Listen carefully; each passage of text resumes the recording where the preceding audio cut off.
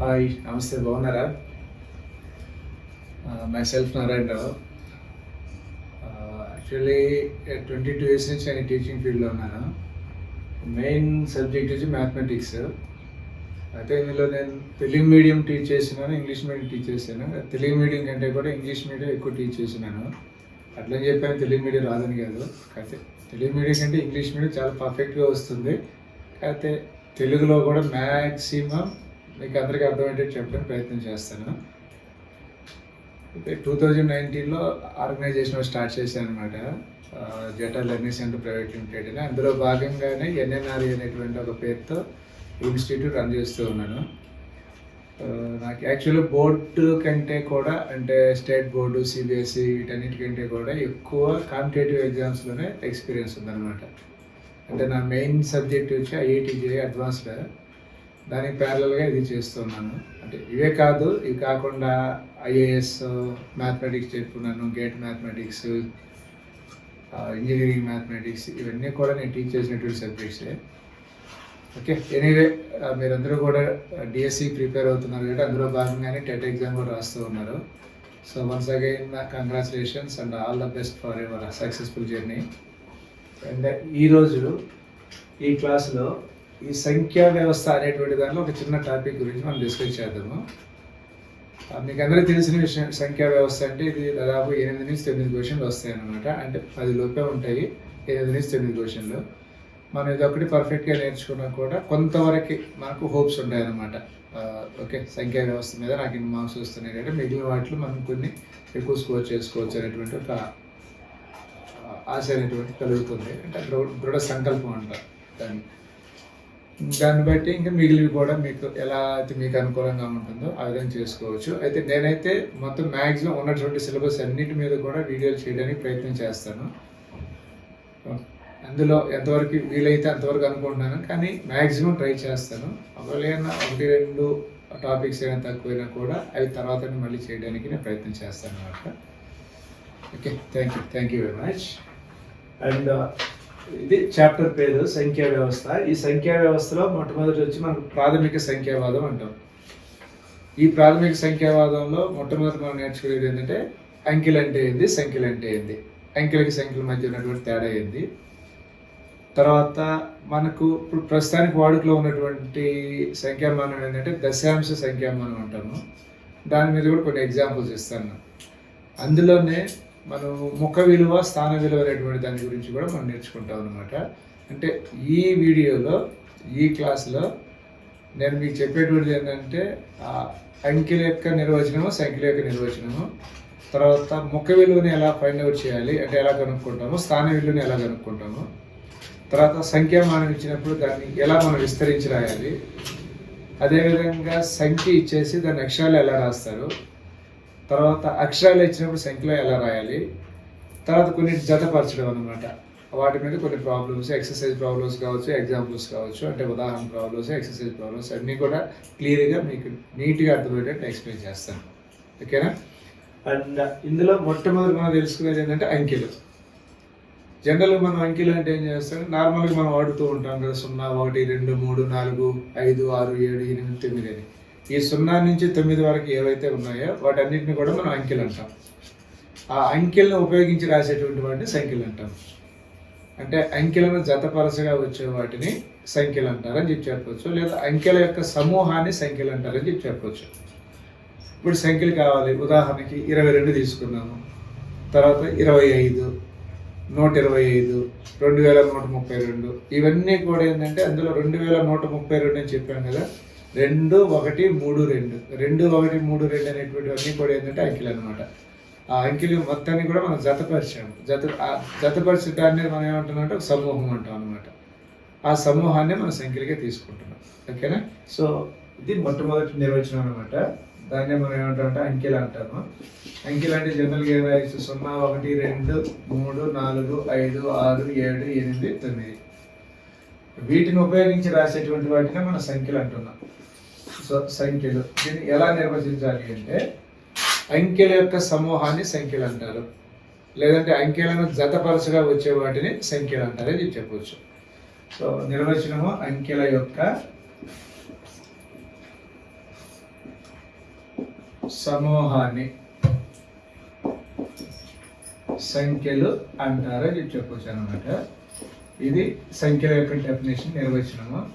ఉదాహరణ కావాలి అంటే ఇప్పుడు మనం ఒక ఉదాహరణకి 22 తీసుకోవచ్చు, తర్వాత 54, అదేవిధంగా 105, తర్వాత 2123, అదేవిధంగా 22,540, 641, ఈ విధంగా కొన్ని ఉదాహరణలు మనం చెప్పుకోవచ్చు. అంటే ఇక్కడ 22 అనేటువంటి దానిలో 2 ఉంది కదా, 2 ఆ 2 కూడా ఏంటంటే అంకెలు అనమాట. వాటిని మనం జత చేసాం కాబట్టి సంఖ్య వచ్చింది. అదేవిధంగా 54 అయితే 105, 2123, 22,540, అది మనకు అంకెలకి సంఖ్యలకి మధ్య ఉన్నటువంటి తేడా అన్నమాట. తర్వాత ఇంతకుముందే చెప్పాను కదా, మనకు జనరల్గా ఇప్పుడు వాడుకలో ఉన్నటువంటి దశాంశమానం ఏంటంటే దశాంశ సంఖ్యామానం అని చెప్పి అంటాము. ఆ సంఖ్యామానాన్ని, వాడుకలో ఉన్నటువంటి సంఖ్యామానాన్ని దశాంశ సంఖ్యామానంగా మనం పరిగణలోకి తీసుకుంటాం అన్నమాట. సో అదొక భాగము, అంటే అదొక నిర్వచనంగానే దాన్ని ఉపయోగించుకుంటాం మనము. తర్వాత దాని గురించి ప్రత్యేకించి ఇక మనం చెప్పాల్సినటువంటి అవసరం అయితే లేదు. ఇకపోతే ఇందులో మనకు 2 రకాల విలువలు ఉన్నాయి. ఆ 2 రకాల విలువలు ఏంటంటే, ఒకటి వచ్చి మొక్క విలువ అంటాము, ఇంకో దాన్ని ఏమో స్థాన విలువ అంటాము. ఈ మొక్క విలువలో ప్రత్యేకించి మనం చెప్పేటువంటిది ఏం లేదు. ఒక చిన్న ఉదాహరణ 123 తీసుకున్నాం అనుకోండి. ఆ 123లో 3 యొక్క మొక్క విలువ ఏదంటే 3 అని చెప్తాం. అదే 2 యొక్క మొక్క విలువ అంటే 2. ఆ మొక్క విలువనే మన సహజ విలువ అని కూడా చెప్పవచ్చు. అదేవిధంగా 1 యొక్క మొక్క విలువ ఏది అంటే 1. కాకపోతే మనం స్థాన విలువ రాసేటప్పుడు ఏం చేస్తామంటే, మొక్క విలువను కూడా పరిగణలోకి తీసుకొని దాన్ని ఆధారంగా మనం స్థాన విలువ అనేటువంటిది రాయాలి. కానీ ఇక్కడ స్థాన విలువలో ముఖ్యంగా గుర్తుపెట్టుకోవాల్సింది ఏంటంటే, ఏదైనా ఒక స్థాన విలువ రాసేటప్పుడు దాన్ని కుడివైపు నుంచి ఎడమవైపు లెక్కిస్తాము. కుడివైపు నుంచి ఎడమవైపు అంటే 1ల స్థానం అని, 10ల స్థానం, 100ల స్థానం, 1000ల స్థానం, 10,000, 1,00,000, 10 లక్షలు, ఆ విధంగా తీసుకుంటాం అన్నమాట. అర్థమైంది కదా? అది మనకు ఉన్నటువంటి సహజ విలువ లేదా ముఖ విలువకి స్థాన విలువకి మధ్యలో ఉన్నటువంటి తేడా అనమాట. ఒక చిన్న ఉదాహరణ ఇస్తాను ఇప్పుడు. ఈ ఉదాహరణలో 125 తీసుకున్నాను నేను. అంటే ఇది దేని గురించి మనం చెప్తున్నాం అంటే, ఇక్కడ 2 రకాల నిర్వచనాలు ఉన్నాయి. ఒకటేమో ముఖ విలువ, రెండోది వచ్చేసరికి మనకు దాని స్థాన విలువ అంటాము. ఈ ముఖ విలువ, స్థాన విలువ ఎలా రాయాలి అనేటువంటిది నేను మీకు ఇప్పుడు ఎక్స్ప్లెయిన్ చేస్తున్నాను. ముఖ విలువని చెప్పాను కదా, సహజ విలువని కూడా అనొచ్చు. ఇప్పుడు ఈ ఉదాహరణలో 125 అనేటువంటిది ఒక సంఖ్య. ఈ సంఖ్యలో ఉన్నటువంటి ఈ 3 అంకెలు ఉన్నాయి కదా, అంటే 3 అంకెలు కూడా ఏంటంటే మొదట 5 తీసుకుంటాము, తర్వాత 2, తర్వాత 1. లేదు అంటే 1, 2, 5 కూడా తీసుకోవచ్చు. అంటే ముఖ విలువకి ప్రత్యేకించి ఎలా తీసుకోవాలనేటువంటి ఒక రూల్ అయితే, నియమం అయితే ఏమి లేదు. కాబట్టి స్థాన విలువ రాసేటప్పుడు మాత్రము వాటిని ఖచ్చితంగా కుడివైపు నుంచి ఎడమవైపు లెక్కించుకోవాలి మనం. సో ఇది ఎగ్జాంపుల్ 1, ఉదాహరణ 1. ఇందులో మనకు 2 యొక్క ముఖ విలువ కావాలి. డైరెక్ట్ నేను మధ్యలో ఏదైతే ఉందో ఆ నెంబర్ తీసుకుంటున్నాను. ఈ 2 యొక్క ముఖ విలువ అంటే దీన్ని డైరెక్ట్ మనం 2 రాస్తాం. దానికి వేరేటువంటి విలువని ఏది కూడా జత చేయాల్సినటువంటి అవసరం లేదు, క్రోడీకరించాల్సినటువంటి అవసరం కూడా లేదనమాట. అదేవిధంగా మనకు 1 ఉంది, 1 యొక్క ముఖ విలువ కావాలి, దాన్ని 1 రాయొచ్చు. అంటే ఇవి 2 కూడా దేనికి సంబంధించినవి అంటే ముఖ విలువకు సంబంధించినటువంటివి. ఆ తర్వాత స్థాన విలువకు వచ్చేసరికి ఇక్కడ మనం కొన్ని నియమాలు పాటించాలి. కొన్ని నియమాలు అంటే ఒకే ఒక నియమం అది. ఆ నియమం కూడా ఇప్పుడే చెప్పాను కదా మీకు, కుడివైపు నుంచి ఎడమవైపు లెక్కించాలి. అంటే ఇక్కడ మనకి ఏమన్నా 125 ఉంది. అంటే 125 అంటే 125. అంటే అక్కడ 5 అనేటువంటి 1ల స్థానం ఉంది, 10ల స్థానం ఉంది, 100ల స్థానం ఉంది. వాటన్నిటినీ కూడా మనం దృష్టిలో పెట్టుకొని మనం రాయాలన్నమాట ఇక్కడ. అంటే ఉదాహరణకి 5 తీసుకున్నాం, 5 యొక్క స్థాన విలువ కావాలి మనకు. ఇక్కడ రాస్తున్నాను 5 యొక్క స్థాన విలువ. అంటే 5 యొక్క స్థాన విలువ అంటే ఎలా రాయాలి అంటే, 5 అనేది ఎక్కడ ఉంది, 1ల స్థానంలో ఉంది. కాబట్టి దాన్ని మనం ఏం చేయాలంటే 5 × 1 = 5. అంటే ఇంతకుముందే నేను చెప్పాను కదా మీకు, మన స్థాన విలువ రాసేటప్పుడు మొక్క విలువను కూడా పరిగణలోకి తీసుకోవాలి అని. అంటే ఇక్కడ 5 × 1 అని చూడండి. ఈ 5 అనేటువంటిది ఏమవుతుంది అంటే మొక్క విలువ అవుతుంది.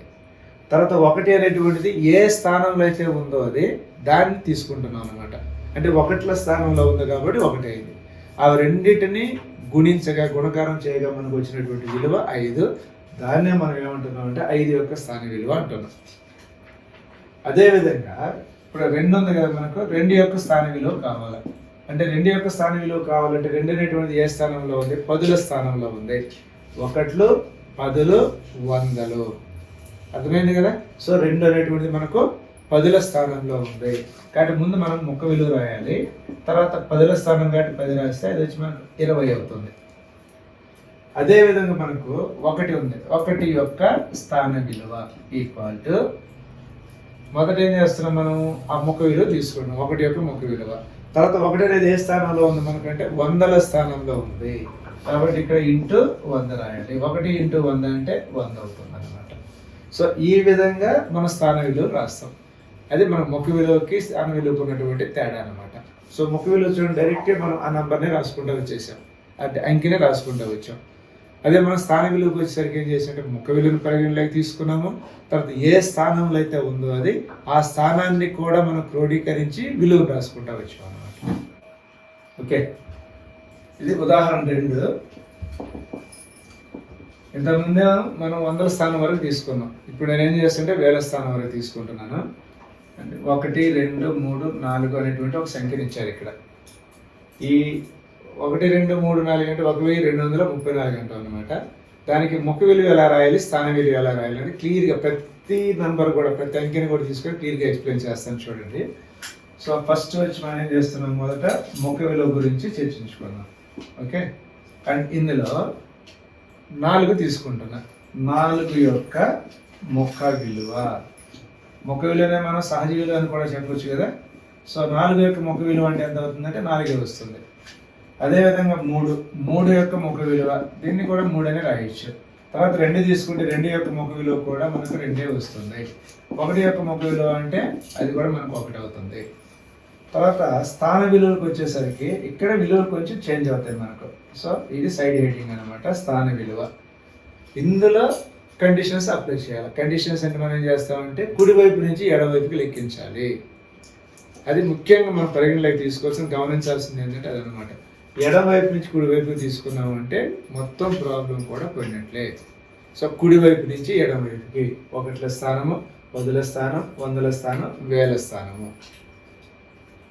అదేవిధంగా స్థాన విలువ రాసేటప్పుడు ముక్క విలువను కూడా మనం పరిగణలోకి తీసుకుంటున్నాం. కరెక్టా? ఇప్పుడు 4 తీసుకున్నాము. 4 యొక్క స్థాన విలువ. సో 4 యొక్క స్థాన విలువ అంటే మొదట ఏం చేయాలి, 4 యొక్క ముక్క విలువ రాయాలి. అది 4 అవుతుంది. ఇంటూ ఇక్కడ 4 అనేది ఏ స్థానంలో ఉంది, 1ల స్థానంలో ఉంది. 1ల స్థానం కాబట్టి 1 రాయండి ఇక్కడ, అంటే 4. అదేవిధంగా 3 తీసుకున్నట్లయితే 3 యొక్క స్థాన విలువ అంటే 3 యొక్క ముక్క విలువ 3 అవుతుంది. తర్వాత స్థాన విలువ అంటే 3 ఏ స్థానంలో ఉంది మనకు, 10ల స్థానంలో ఉంది కాబట్టి ఇంటూ 10 రాయాలి. దాన్ని మనం 30 అని రాసుకోవచ్చు. అదేవిధంగా 2 తీసుకున్నట్లయితే 2 యొక్క స్థాన విలువ అంటే ముక్క విలువ 2 అవుతుంది. తర్వాత 2 అనేది మనకి ఎక్కడ ఉందంటే 100ల స్థానంలో ఉంది కాబట్టి 2 ఇంటూ 100 రాయాలి. ఈ రెండింటిని గుణించగా వచ్చేటువంటి విలువ ఎంత అవుతుంది మనకంటే 200 వస్తుంది. అదేవిధంగా చివరి అంకె ఉంది కదా, చివరి అంకె అంటే ఏది, 1. సో 1 యొక్క ముక్క విలువ అంటే 1 ఇంటూ, ఇది మనం ఇక్కడ ముక్క విలువ తీసుకున్నాం. కరెక్టే, కానీ వాస్తవంగా మనం రాసే స్థాన విలువే. కాకపోతే ముక్క విలువని ఎందుకు చెప్పారంటే 1 ఫస్ట్ మనం ఏం చేయాలంటే ముక్క విలువ తీసుకోవాలి, దాని తర్వాత స్థాన విలువ పరిగణలోకి తీసుకుంటాం. కాబట్టి ఇక్కడ 1 యొక్క ముక్క విలువ అంటే ఎంత, 1. అయితే 1 ఏ స్థానంలో ఉంది ఇక్కడ అంటే 1000ల స్థానంలో ఉంది కాబట్టి మనం ఇక్కడ ఏం చేయాలంటే ఇంటూ 1000 రాయాలి. అంటే 1 ఇంటూ 1000 అంటే ఎంత వస్తుందంటే 1000 వస్తుంది. ఈ విధంగా ఇచ్చినటువంటి ప్రతి సంఖ్యకి కూడా మనం ఏం చేస్తామంటే ముక్క విలువలో స్థాన విలువలు రాస్తాం. ఇది ఉదాహరణ 3. ఇందులో నేను తీసుకునేటువంటి సంఖ్య వచ్చి 1, 2, 3, 4, 5, 6 తీసుకున్నా. అంటే 1లు, 10లు, 100లు, 1000, 10,000, 1,00,000. ఇందులో నేను ఏం చేస్తానంటే ఒక 2 కానీ లేదా 3 కానీ అంకెలు తీసుకొని వాటికి మాత్రం ముక్క విలువలు రాస్తాను. కానీ ఉన్నటువంటి అంకెలన్నిటికీ స్థాన విలువలు రాస్తున్నాను. ఓకేనా? సో మొదటి సైడ్ హెడ్డింగ్ ఏ రాయాలంటే ముక్క విలువ. ఇందులో ముక్క విలువ ఎగ్జాంపుల్ 5 తీసుకున్నాం మనం. 5 యొక్క ముక్క విలువ అంటున్నాం. 5 యొక్క ముక్క విలువ అంటే దాన్ని ఎలా రాయొచ్చు అంటే 5 అనే రాస్తాం. అదేవిధంగా 3 తీసుకున్నాం. 3 యొక్క ముక్క విలువ అంటే దీన్ని 3 అని రాయాలి. అదేవిధంగా 1 తీసుకుని 1 యొక్క ముక్క విలువ అంటే 1 అని రాస్తాము. తర్వాత స్థాన విలువకు వచ్చేసరికి విలువలు కొన్ని మారుతాయి అన్నమాట. ఈ స్థాన విలువలో ఇంతకుముందు చెప్పాను కదా, కుడి వైపు నుంచి ఎడమవైపుకి లెక్కించాలి. అంటే 1ల స్థానము, 10ల స్థానం, 100ల స్థానం, 1000ల స్థానం, 10,000ల స్థానం, 1,00,000ల స్థానము. ఇప్పుడు నేను అన్నిటికీ కూడా స్థాన విలువలు రాస్తున్నాను. ఇచ్చినటువంటి అన్ని అంకెలు, ఆ సంఖ్యలు ఎన్ని అంకెలు అయితే ఉన్నాయో అన్నిటికీ స్థాన విలువలు రాస్తూ ఉన్నాను. సో మొట్టమొదటి వచ్చి 6 తీసుకుంటున్నాను. 6 యొక్క స్థాన విలువ. 6 యొక్క స్థాన విలువ అంటే దీన్ని ఎలా రాయొచ్చు అంటే 6 అనేటువంటిది ముఖ విలువ అవుతుంది. 1ల స్థానంలో ఉంది కాబట్టి 1తో గుణించాలి, వచ్చేటువంటి విలువను రాయాలి. అదేవిధంగా 5 తీసుకున్నాం. 5 యొక్క స్థాన విలువ అంటున్నాం కదా, ముఖ విలువ 5.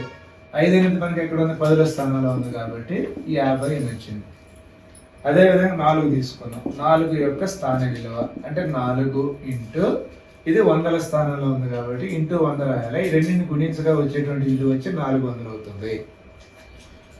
ఇకపోతే 3 యొక్క స్థాన విలువ. 3 ఇంటూ 3 ఏ స్థానంలో ఉంది, 1లు 10లు 100లో 1000 స్థానంలో ఉంది కాబట్టి 3 ఇంటూ 1000 ఈక్వల్ టు 3000 అయింది.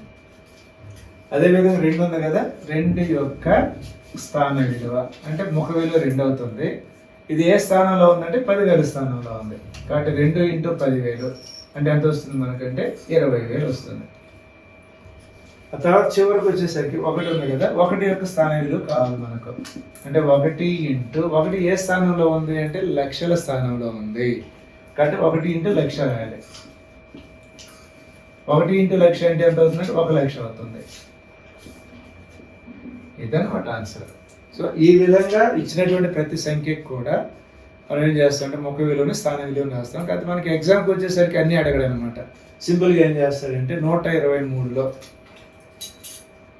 3 యొక్క స్థాన విలువ, లేదంటే 123లో 2 యొక్క ముఖ విలువ, లేదు 22,250 22,250 దానిలో 5 యొక్క స్థాన విలువ, లేదంటే 5 యొక్క ముఖ విలువ, ఈ విధంగా అడుగుతాడు అనమాట.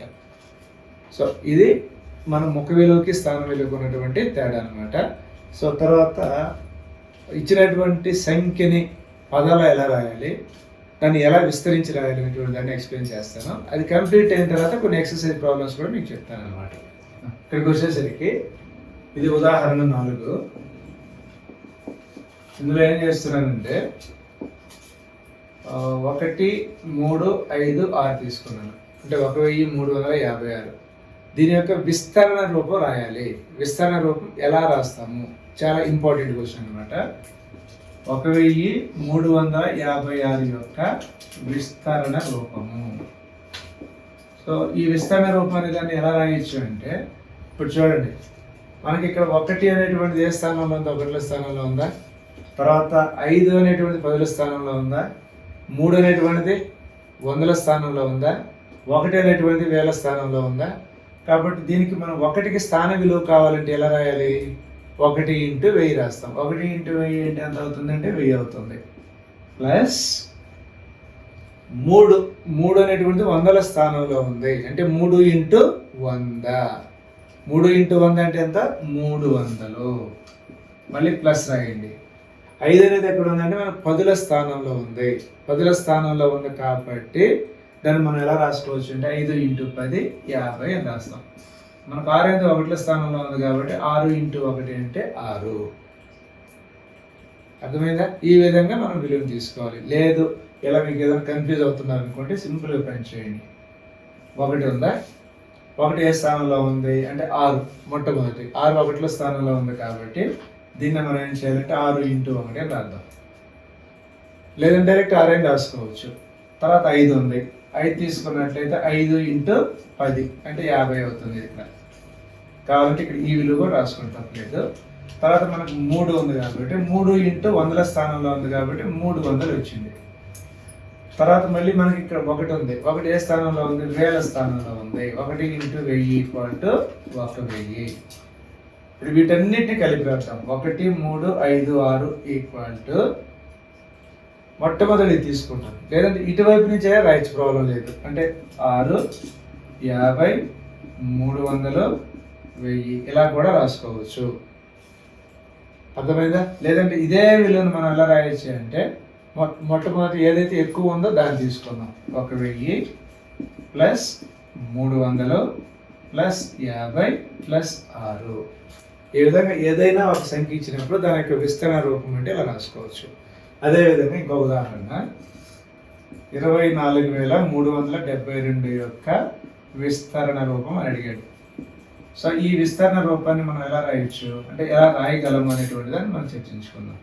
సో డైరెక్ట్ నేను ఏం చేస్తున్నానంటే ఈ చివరి విలువ ఏదైతే ఉందో దాన్ని తీసేసుకుంటున్నాను. అంటే 1, 10, 100, 1000, 10,000. అర్థమైందా? 10,000 అంటే దీన్ని ఎలా రాయొచ్చు అంటే 2 రాయండి ఇంటూ 10,000 రాసుకోండి ఇక్కడ. ప్లస్ 4 అనేది వేల స్థానంలో ఉంది కాబట్టి 4 ఇంటూ 1000 రాయండి. ఇదంతా కూడా అవసరం లేదు, డైరెక్ట్ సింపుల్ అనమాట, షార్ట్ కట్.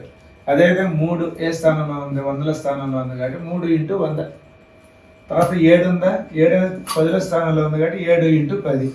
2 1ల స్థానంలో ఉంది కాబట్టి 2 ఇంటూ 1. అంటే అప్పుడు ఈ మొత్తం విలువ కూడా ఏం సమానం అంటే మనకి 24,372 సమానం అవుతుంది. అంటే ఈ రెండింటిని గుణిస్తే మనకి ఎంత వస్తుంది అంటే 20,000 వస్తుంది. కరెక్టా? అండ్ ఇక్కడ 4,000, ఇక్కడేమో 300 వచ్చింది, ఇక్కడ 70, అక్కడేమో 2 వచ్చింది. ఇది విస్తరణ రూపం అనమాట. ఈ విధంగా సింపుల్గా మనం రాసేసుకోవచ్చు. ఇదంతా కూడా అవసరం లేదు, కానీ ఇది మీకు అర్థమయ్యేదాని కోసం మాత్రమే చెప్పాను. డైరెక్ట్ మన ఎగ్జామ్ క్వశ్చన్ వచ్చిందంటే ఈ విధంగా డైరెక్ట్ రాసేస్తాము. అంటే వేల స్థానము, 10,000 స్థానమా, 1ల స్థానమా, 10ల స్థానమా, 100ల స్థానం చూసుకొని దాని ప్రకారం మనం రాస్తాం అనమాట. సో ఇది విస్తరణ రూపం. తర్వాత ఇందులోని ఇంకొక మోడల్ ఏం చేస్తాడంటే అక్షరాలు ఇచ్చేస్తాడు. అక్షరాలు ఇచ్చేసి దాని యొక్క సంఖ్యామానం అంటాడు, లేదంటే సంఖ్య ఇస్తాడు, దాన్ని అక్షరాలు రాయమంటాడు. అది ఇప్పుడు ఎక్స్ప్లెయిన్ చేస్తాను మీకు. ఇది తర్వాత ఉదాహరణ. నేను ఇక్కడ ఏం చేస్తానంటే మళ్ళీ 1 రాస్తున్నా, మళ్ళీ 1 స్టార్ట్ చేస్తున్నాను అనమాట. అయితే మనకి ఇచ్చేటువంటి ప్రశ్న ఎలా ఉంటుంది అంటే 2,344 యొక్క సంఖ్యామానం. దీనే మనం సంఖ్యా రూపం అని కూడా చెప్పుకోవచ్చు. సంఖ్యా రూపం. దీనికి ఆప్షన్స్ ఇస్తాడు. అంటే ఆప్షన్ 1కి వచ్చేసరికి ఇది ఒక ఆప్షన్. తర్వాత 2, 3, 4, 5 ఉంటుంది. అదేవిధంగా 3, 2, 4, 4. తర్వాత ఇంకోటి వచ్చి 3, 3, 2, 4 అని వస్తుంది. ఈ విధంగా ఆప్షన్ ఏవైనా ఇవ్వచ్చు. కాదు ఇందులో ఉన్నటువంటి ఆప్షన్స్ ఏంటంటే ఖచ్చితంగా ఒకటైతే దానికి రైట్ ఆన్సర్ వస్తుంది అనమాట, సరైనది అంటాం. అయితే దాన్ని ఎలా తీసుకోవాలంటే ఇప్పుడు మనకు 2,000 అన్నారు కదా, 2,000 అంటే ఎలా రాయాలి? 2,000 కాబట్టి ఇక్కడ ఏం చేస్తాం? 300 రాస్తాము. తర్వాత 40 అంటే 40, తర్వాత 4 రాయండి, 4. ఇప్పుడు వీటన్నిటినీ కలిపి రాస్తే మనకు వచ్చేటువంటిది ఎంత అంటే 2, 3, 4, 4 వస్తుంది. అంటే జనరల్గా మనం దీన్ని కూడాలి అంటే సపరేట్గా రాసుకోవాలి. 2,001, 301, 41, 41 ఇవన్నీ కూడితే 4 వస్తుంది. ఇక్కడ 4, ఇక్కడ 3, ఇక్కడ 2, 2,344. ఇది అవసరం లేదు మనకు, డైరెక్ట్గా దీన్ని తీసుకున్నామా? లేదంటే ఇది కూడా అవసరం లేకుండా 2,000 కాదు 1000 స్థానంలో 2, 300 కాదు 100ల స్థానంలో 3, 40 అంటే 10ల స్థానంలో 4, మళ్ళీ 1ల స్థానంలో 4 అది రాస్తే మనకు అక్షరాల్లో ఉన్నటువంటి దాన్ని మన సంఖ్యా రూపంలో ఇలా రాసుకోవచ్చు అనమాట. ఇంకొక ఉదాహరణలో ఏం చేస్తున్నానంటే సంఖ్య ఇస్తాడు, దాన్ని అక్షరాల్లో రాయాలి. అంటే ఫర్ ఎగ్జాంపుల్ 7, 2, 5, 4, 3 ఇచ్చాడు. ఇది సంఖ్యామానం, సంఖ్యా రూపం. దీనిని అక్షరాల్లో ఇలా రాయాలి.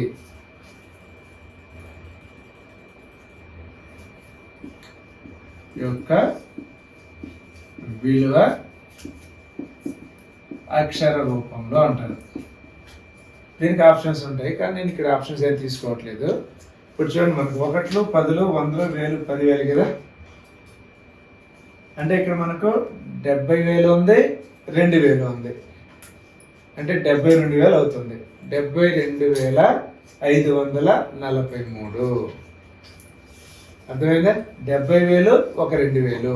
సో దాన్ని ఇలా రాయొచ్చు. 70,500.